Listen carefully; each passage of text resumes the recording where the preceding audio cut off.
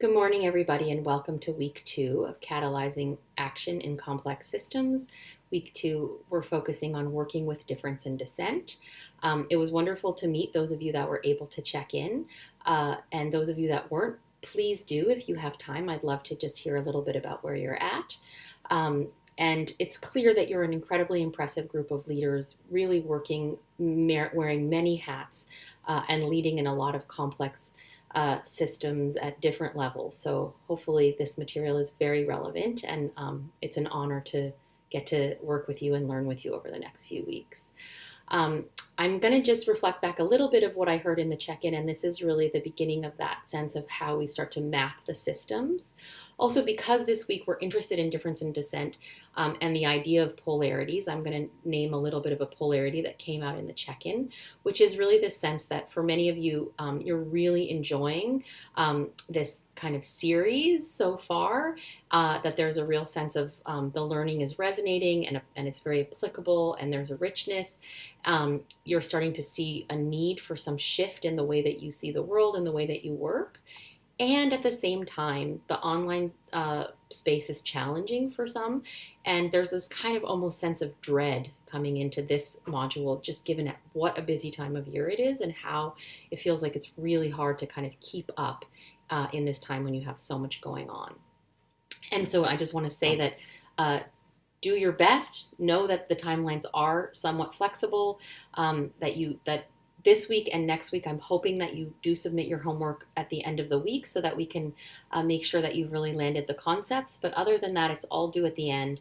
And yeah, ask for what you need from me and the rest of the cohort so that we can help you get the most out of it, knowing that it is a busy time and your time is limited. Just a little bit of an overview of week 2. So there's sort of 4 main concepts for week 2 around working with difference and dissent. Last week, we touched on this idea of the terrorist line and how kind of conflict and resistance builds up over time. And this week, we're really talking about, so how do you circumvent that? How do you work with that?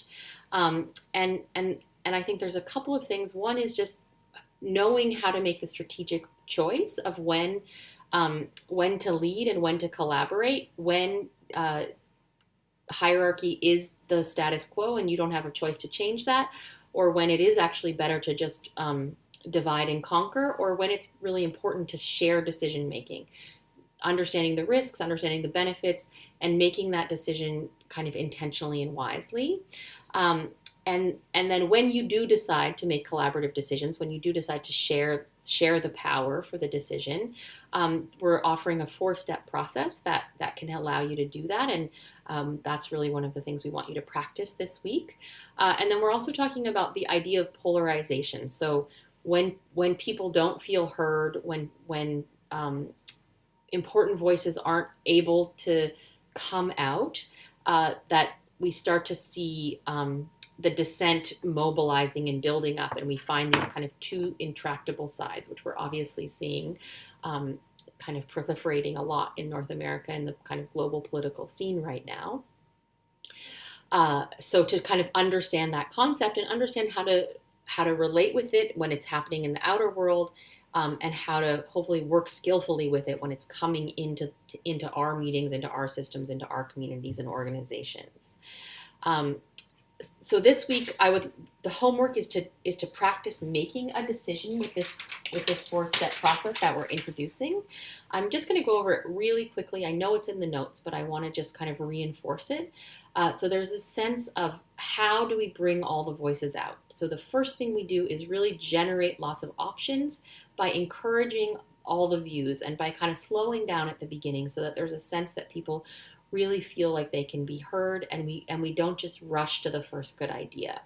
The second step is this sense of just having an attitude that dissent is not a problem, that dissent is healthy, and that the earlier we bring out differences, the less likely they are to create problems for us later. So there's a real attitude of making it safe and encouraging people to say something different than what's being said, to bring out different alternative perspectives than what seem to be the popular perspectives. The third step is that when we do that and someone says something that's potentially vulnerable or unpopular, or is going to create frustration for other people, or is going to bring out a challenging issue, that we don't leave them hanging, that we don't let them get scapegoated, that we spread that dissenting role or that alternative voice. We find a part that we can agree with and we agree with them, or we invite others to agree with them, so that it can really feel like an exchange of ideas and perspectives rather than a sort of individual pitted against each other.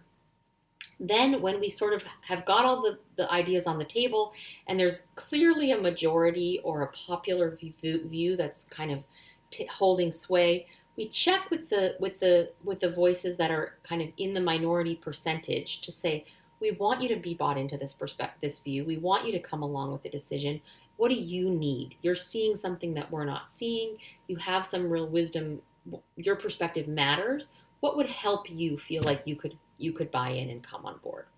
So those are the 4 steps. Please do the reading and practice. If it's in a big meeting and as some kind of large systems conversation, that would be great, but more likely it's going to be in something simple with a small team, with a partner, or even just with yourself. It doesn't have to be a big deal, but just try it out.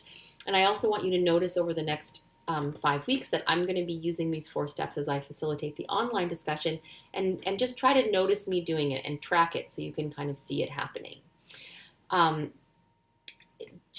So I think that's basically it. I want to just say for last week, you can go ahead and complete assignment 1 just on your own, thinking about the 3 divides and the terrace line and the learnings we did last week. The World Cafe has been rescheduled for March 23rd at 10 a.m. Central Time. The details are in the post below. I know not all of you will make it, but we will video it so that those of you that miss it can catch up. And for those of you that are there, I can't wait to be with you voice to voice and face to face, and I'm hoping it's going to be a really rich conversation.